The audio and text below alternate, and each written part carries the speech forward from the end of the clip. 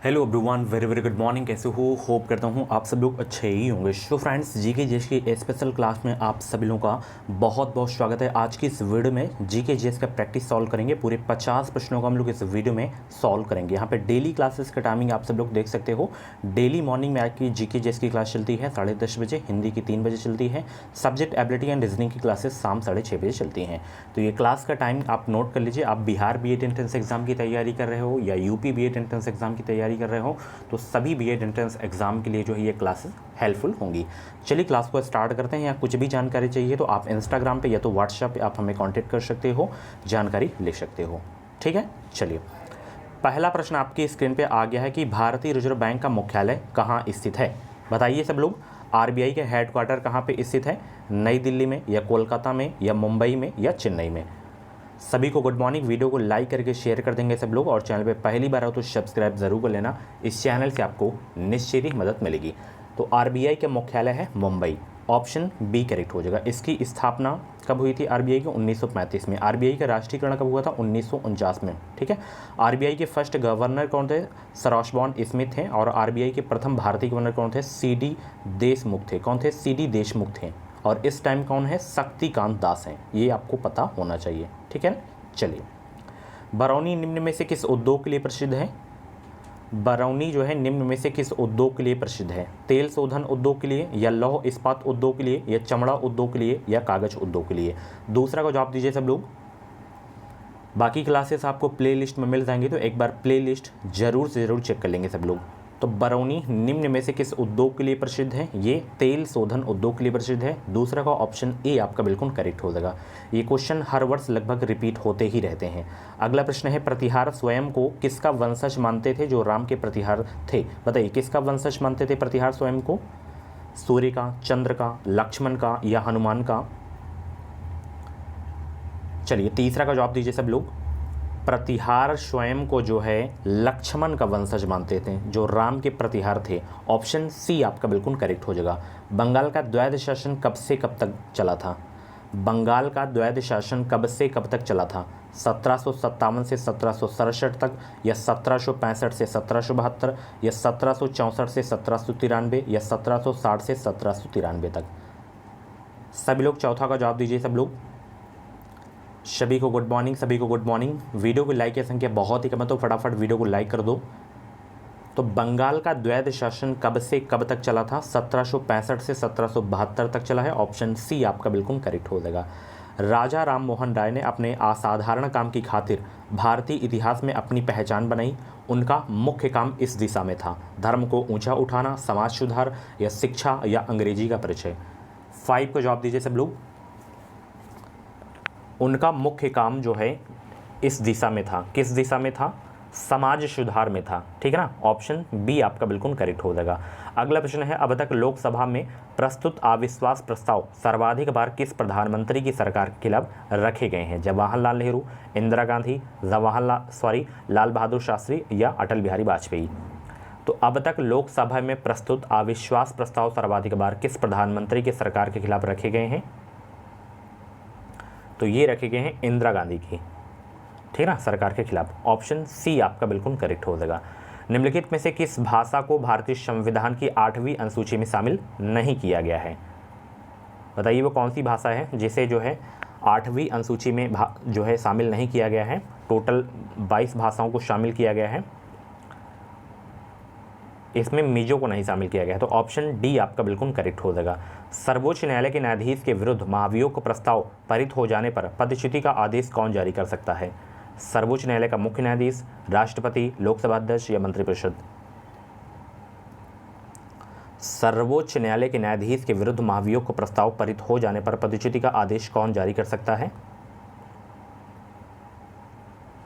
राष्ट्रपति जारी कर सकते हैं। ऑप्शन बी करेक्ट हो जाएगा। अगला प्रश्न है, स्वतंत्र भारत के प्रथम कानून मंत्री कौन थे? सभी लोग आंसर करेंगे। स्वतंत्र भारत के प्रथम कानून मंत्री कौन थे? Doctor B R Ambedkar, Gopalaswami Ayyangar, या रफ़ी अहमद किदवई, या केसी न्योगी? ये तो वित्त आयोग के प्रथम अध्यक्ष थे। स्वतंत्र भारत के जो प्रथम कानून मंत्री थे वो थे doctor B R Ambedkar ji. Option A आपका बिल्कुल करेक्ट हो जाएगा। न्यायिक पुनर्विलोकन का अधिकार किसे है? उच्च न्यायालय को, राष्ट्रपति को, लोकसभा को या उच्चतम न्यायालय को। तो न्यायिक पुनर्विलोकन का अधिकार किसे है? 10 का जवाब दीजिए सब लोग। न्यायिक पुनर्विलोकन का अधिकार किसे है? ये अधिकार है उच्चतम न्यायालय को। ऑप्शन बी आपका बिल्कुल करेक्ट हो जाएगा। अगला प्रश्न है, सार्वजनीन वयस्क मताधिकार दर्शाता है कि भारत एक ऐसा देश है जो कि लोकतांत्रिक है या धर्मनिरपेक्ष या प्रभुत्व संपन्न या समाजवादी। 11 का जवाब दीजिए, राइट आंसर क्या होगा इसका। और वीडियो को लाइक भी करते रहो सब लोग। चैनल पे पहली बार हो तो सब्सक्राइब जरूर कर लेना। इस चैनल से आपको निश्चित ही मदद मिलेगी। जो भी बीएड पुलिस परीक्षा की अपडेट आएगी वो अपडेट आपको सबसे पहले हमारे चैनल के माध्यम से ही देखने को मिलेगी। तो भारत एक क्या है? लोकतांत्रिक देश है। यहाँ पे ऑप्शन ए आपका बिल्कुल करेक्ट हो जाएगा। अगला प्रश्न है, निम्नलिखित में से किस प्राकृतिक प्रदेश को विश्व का जो है चिड़ियाघर के नाम से जाना जाता है? बताइए सब लोग। निम्नलिखित में से किस प्राकृतिक प्रदेश को विश्व का चिड़ियाघर के नाम से जाना जाता है? मानसूनी प्रदेश, सवाना प्रदेश, विषुवत रेखीय प्रदेश या भूमध्य सागरीय प्रदेश। 12 का जवाब दीजिए सब लोग। तो सवाना प्रदेश को विश्व का चिड़ियाघर के नाम से जाना जाता है। 12 का ऑप्शन बी करेक्ट हो जाएगा। भारत में सबसे अधिक कृषि भूमि किस फसल के अंतर्गत है? चावल, गेहूं, मक्का या कपास। 13 का जवाब दीजिए सब लोग। भारत में सबसे अधिक कृषि भूमि किस फसल के अंतर्गत है? चावल के अंतर्गत है। ऑप्शन ए आपका बिल्कुल करेक्ट हो जाएगा। निम्नलिखित में से किस जिले में कॉफ़ी का अधिक उत्पादन होता है? कुर्ग, मैसूर, हुबली या बेल्लारी में।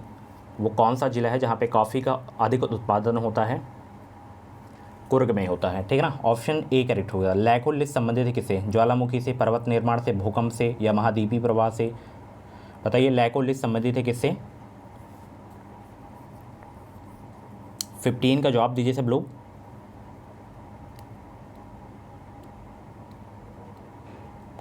तो लैकोलिथ संबंधित है ज्वालामुखी से। ऑप्शन ए आपका बिल्कुल करेक्ट हो जाएगा। अगला प्रश्न है, भारत में खाना पकाने के लिए विश्व की जो है सबसे बड़ी सौर वाष्प प्रणाली कहाँ स्थापित की गई है? भारत में खाना पकाने के लिए विश्व की सबसे बड़ी सौर वाष्प प्रणाली कहाँ स्थापित की गई है? तो ये स्थापित की गई माउंट आबू में। ऑप्शन ए आपका बिल्कुल करेक्ट हो जाएगा। भारत में जल विद्युत शक्तिगृह 1897 ईस्वी में कहाँ स्थापित किया गया था? बताइए, कहाँ स्थापित किया गया था? भारत में जल विद्युत शक्तिगृह 1897 ईस्वी में कहाँ स्थापित किया गया था? ये किया गया था दार्जिलिंग में। ऑप्शन बी करेक्ट हो जाएगा। वेरी इंपॉर्टेंट क्वेश्चन है। भारत में सर्वप्रथम पत्र मुद्रा का चलन कब प्रारंभ हुआ था? बताइए सब लोग, भारत में जो है सर्वप्रथम पत्र मुद्रा का चलन कब प्रारंभ हुआ था? 18 का जवाब देने का प्रयास करेंगे सब लोग। तो भारत में सर्वप्रथम पत्र मुद्रा का चलन कब प्रारंभ हुआ था? ये हुआ था 1806 में। ऑप्शन डी आपका बिल्कुल करेक्ट हो जाएगा। न्यूनतम जनसंख्या घनत्व वाला महाद्वीप कौन सा है? न्यूनतम जनसंख्या घनत्व वाला महाद्वीप कौन सा है? यूरोप, अफ्रीका या एशिया या ऑस्ट्रेलिया। तो न्यूनतम जनसंख्या घनत्व वाला जो महाद्वीप है आपका वो है ऑस्ट्रेलिया। ऑप्शन डी आपका बिल्कुल करेक्ट हो जाएगा। अगला प्रश्न आपकी स्क्रीन पे है कि भारत की सबसे लंबी नदी जिसका उद्गम तथा मुहाना दोनों भारतीय क्षेत्र में स्थित है, तो वो नदी कौन सी है? बताइए। गंगा, गोदावरी, ब्रह्मपुत्र या नर्मदा नदी।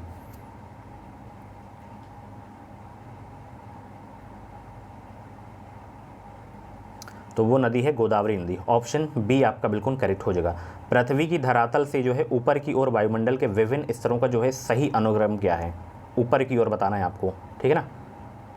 21 का जवाब दीजिए। तो सबसे नीचे आपका क्षोभ मंडल है, फिर उससे ऊपर आपका समताप, फिर उससे ऊपर मध्य, फिर उससे आयन मंडल। ऑप्शन सी करेक्ट हो जाएगा। किसने एक तरफ संस्कृत मुद्रा लेख के साथ चांदी के सिक्के निर्गत किए हैं? किसने एक तरफ संस्कृत मुद्रा लेख के साथ चांदी के सिक्के निर्गत किए? मोहम्मद बिन कासिम, शेर शाह, महमूद गजनवी या अकबर। किसने एक तरफ संस्कृत मुद्रा लेख के साथ चांदी के सिक्के निर्गत किए? महमूद गजनवी ने। ऑप्शन बी आपका बिल्कुल करेक्ट हो जाएगा। जिसके ग्रंथ में चंद्रगुप्त मौर्य का विशिष्ट रूप में वर्णन हुआ है वह है? जिसके ग्रंथ में चंद्रगुप्त मौर्य का विशिष्ट रूप से वर्णन हुआ है वह है कौन? तो वह है विशाखदत्त। ऑप्शन सी करेक्ट हो जाएगा। प्रथम पिछड़ा वर्ग आयोग का गठन कब किया गया था? बताइए सब लोग, प्रथम पिछड़ा वर्ग आयोग का गठन कब किया गया था?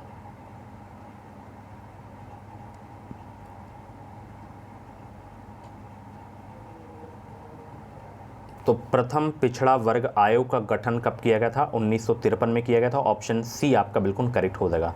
भारत में पोलो खेल का प्रचलन किसने किया था? यूनानियों ने, अंग्रेज़ों ने, या तुर्कों ने, या मुगलों ने?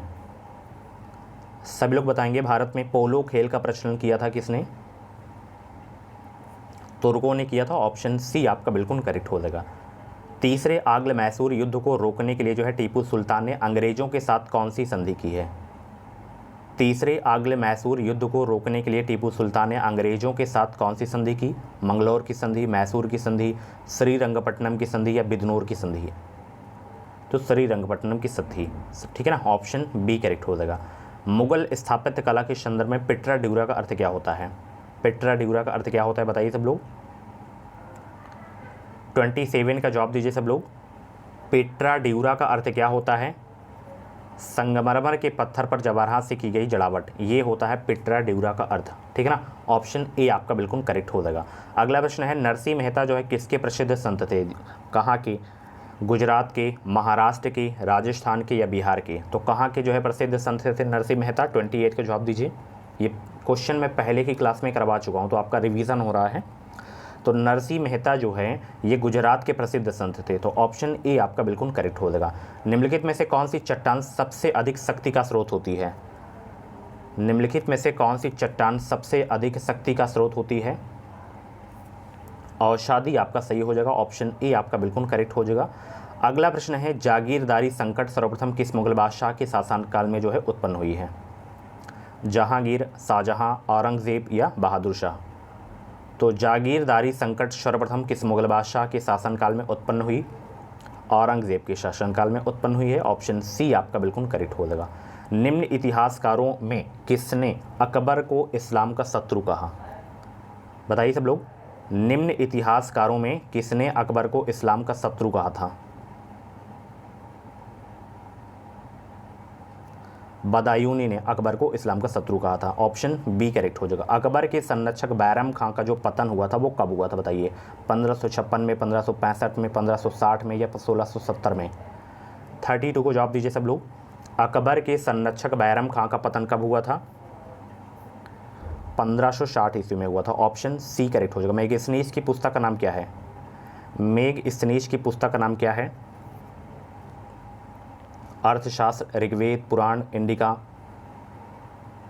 इंडिका है। Option D. किस उभयलिंगी पशु में जो है परनिषेचन किया जाता है? हाइड्रा में, एस्कारिस में, केचुआ में, या रेशम कीट में? किस उभयलिंगी पशु में परनिषेचन किया जाता है? केचुआ में किया जाता है। 34 का ऑप्शन सी करेक्ट हो जाएगा। ब्लब्बर क्या होता है बताइए? ब्लब्बर क्या होता है? तो ये संगवसा की परत होती है प्लब्बर। ऑप्शन बी आपका बिल्कुल करेक्ट हो जाएगा। अगला प्रश्न है, चंगेज खान ने जलालुद्दीन का जो है पीछा करते हुए किसके शासनकाल में भारत की सीमाओं पर जो है आक्रमण किया था? कुतुबुद्दीन ऐबक के शासनकाल में, या बलबन के शासनकाल, या इल्तुतमिश, या नसरुद्दीन खुसरो?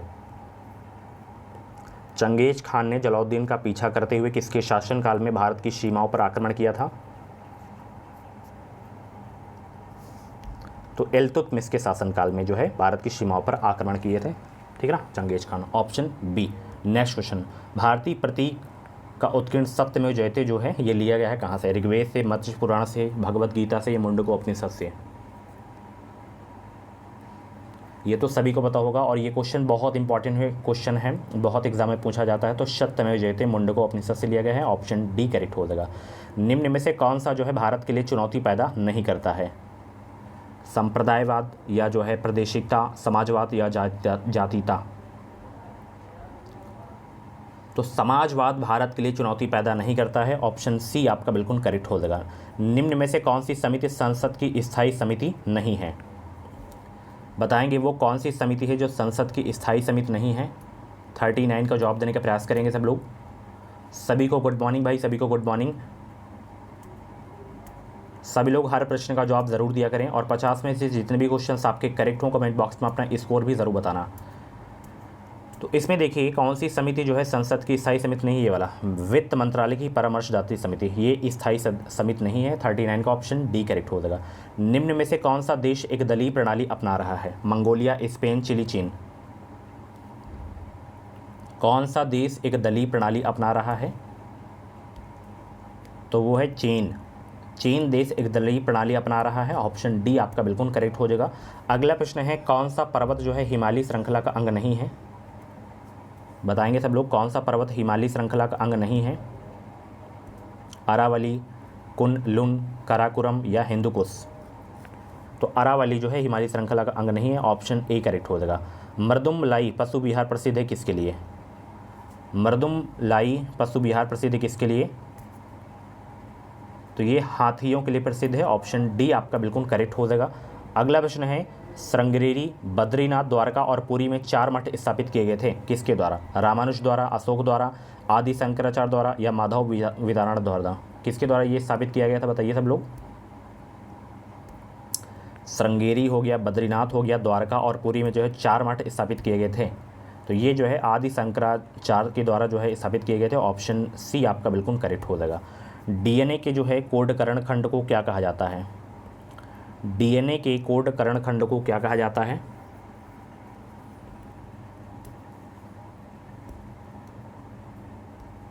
डीएनए के कोडकरण खंड को क्या कहा जाता है, एक्सॉन कहा जाता है, ऑप्शन डी आपका बिल्कुल करेक्ट हो जाएगा। अगला प्रश्न आपकी स्क्रीन पे है वसा में घुलनशील विटामिन कौन से हैं, वसा में 45 का जवाब दीजिए सब लोग। तो इस तरीके से क्वेश्चन नहीं पूछे जाते हैं। तो वसा में देखिए आपका जो होता है, सबसे पहले मैं जल में बता देता हूँ, जल में घुलनशील विटामिन कौन कौन से होते हैं, तो बी और सी, विटामिन बी और सी, और वसा में होता है आपका बी सी को छोड़कर ए डी ई के, ये आपके वसा में घुलनशील होते हैं, ठीक है। चलिए, तो इनके रासायनिक नाम आप लोग याद रख लेना। रेशम का उत्पादन किससे होता है, बताइए सब लोग, रेशम का उत्पादन किससे होता है, तो रेशम का उत्पादन रेशम कीट के लार्वा से होता है, ऑप्शन सी आपका बिल्कुल करेक्ट हो जाएगा। विधान परिषद के सदस्य जो है कितने वर्षों के लिए निर्वाचित होते हैं, 3 वर्षों के लिए, 4 वर्षों के लिए, 5 वर्षों के लिए, 6 वर्षों के लिए। तो विधान परिषद के सदस्य कितने वर्षों के लिए निर्वाचित होते हैं, 6 वर्षों के लिए निर्वाचित होते हैं, ऑप्शन सी डी आपका बिल्कुल करेक्ट हो जाएगा। शासक बनने के बाद 12 अध्यादेश जारी करने वाला मुगल बादशाह था कौन, बताएंगे सब लोग। शासक बनने के बाद 12 अध्यादेश जारी करने वाला मुगल बादशाह था कौन, तो वो था भाई जहांगीर, ऑप्शन ए आपका बिल्कुल करेक्ट हो जाएगा। अगला प्रश्न है प्राचीन भारत का प्रसिद्ध शासक कौन था जिसने अपने जीवन के अंतिम दिनों में जैन धर्म अपना लिया था, समुद्रगुप्त या बिंदुसार या चंद्रगुप्त या अशोक। तो 49 का जवाब देने का प्रयास करेंगे सब लोग। सभी को गुड मॉर्निंग भाई, वीडियो को लाइक करते रहो, शेयर करते रहो। तो प्राचीन भारत का प्रसिद्ध शासक कौन था जिसने अपने जीवन के अंतिम दिनों में जैन धर्म अपना लिया था, तो वो था भाई Chandragupta, option C. Last question, उच्चतम न्यायालय को परामर्शदात्री बनाया गया है किस अनुच्छेद में, 124 में, 143 में, 137 में, 148 में, 143 में बनाया गया है, ठीक है। सो फ्रेंड्स, ये थी आज की जो है जीके जेस की क्लास। कैसी रही क्लास, कमेंट बॉक्स में अपना फीडबैक ज़रूर देना। 50 में से जितने भी क्वेश्चंस आपके करेक्ट हुए हों, कमेंट बॉक्स में अपना रियल स्कोर ज़रूर बताना। बेहतरीन अंकों के साथ अगर आपको बीएड में एडमिशन लेना है तो इस चैनल को सब्सक्राइब कर लीजिए। जो भी अपडेट आएंगी, जो भी क्लासेस आएंगी, उनका नोटिफिकेशन आपको टाइम टाइम से मिलता रहेगा। कुछ भी जानकारी चाहिए तो आप व्हाट्सएप पे मैसेज कर सकते हो, इंस्टाग्राम पे आप हमें फॉलो करके आप हमसे बातचीत भी कर सकते हो। Thanks for watching, bye bye, take care. मिलते हैं 3 बजे वाली क्लास में, इंतज़ार करना। Thanks for watching.